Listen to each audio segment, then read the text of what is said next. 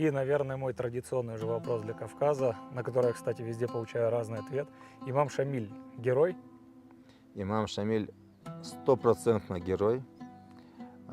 Это был человек неординарный. Это мало того, что он был главой государства, воином, полководцем, он был еще и исламским ученым, теологом. То есть это был человек, который обладал знаниями в фикхе, да, там, шариатскими знаниями. То есть это был человек, который построил полноценное государство со своей армией, со своими судами, с наместниками на земле, на местах, с наибствами. То есть это было полноценное государство, и он боролся против вот этих всяких явлений, вот этих горских обществах, да, нехороших явлений, которые у нас присутствовали. Он боролся, во-первых, с пьянством, там, с разного рода несправедливостью. Он судил по шариату, как в принципе и должно было быть. И это, конечно, вызывало отторжение у многих обществ, да, кавказских, которые привыкли так жить, как они привыкли. Да, и очень часто он воевал именно с горцами, да, Северного Кавказа, которые, да, пытались сопротивляться. Да, вот, он пытался разрушить вот эту систему тейповую, да, когда род защищает своего соплеменника, преступник он или не преступник, в принципе, все равно. То есть род, когда становился на защиту своего соплеменника, он боролся с этой системой. Да, потому что эта система нам мешает развитию государства, а он строил государство. Почему? Потому что какой бы род за тобой ни стоял, если ты преступник, ты должен быть наказан, если ты совершил преступление по шариату, по справедливости. Как быть тогда с финалом всего этого? Потому что человек объявил Газават неверным. По сути, насколько я понимаю, поклялся до последней капли крови это осуществлять. Отправлял людей умирать, по сути, за эту свою идею. А в итоге закончил царским подданным, грубо говоря, вельможей на царской пенсии. Прекрасно дожил до преклонного возраста. Умер очень в глубокой старости. Во-первых, есть разные версии того, как он попал в плен. Есть в Дагестане некоторые историки, которые утверждают и приводят доказательства того, что он в Гунибе был вызван на переговоры и обманным образом пленен.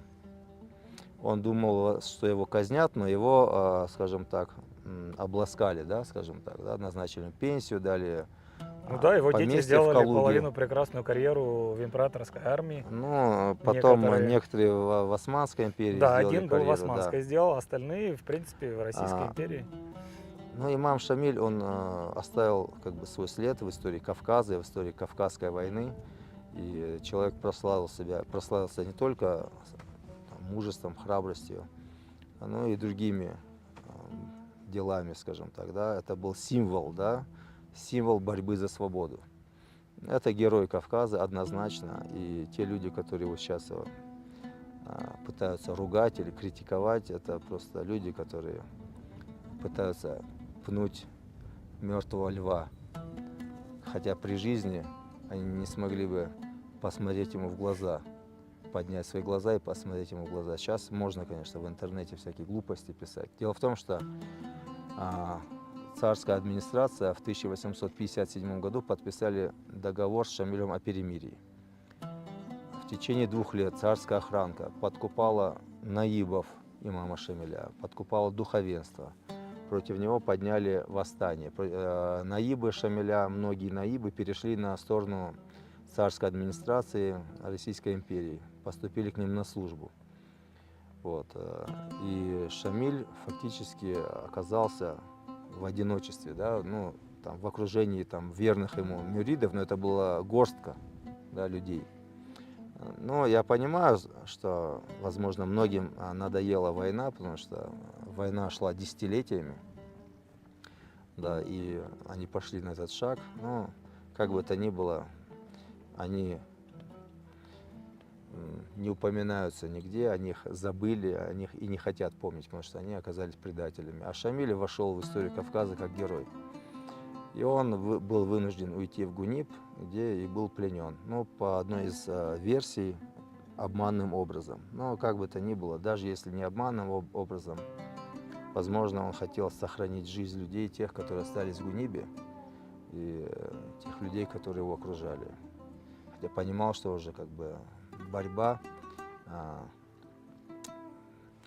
бесполезна, да, как бы, потому что от него отошли наибы, от него отошли эти общества, да, кавказские общества. Поэтому, как бы, возможно, только Господь знает, скажем так, да, истину.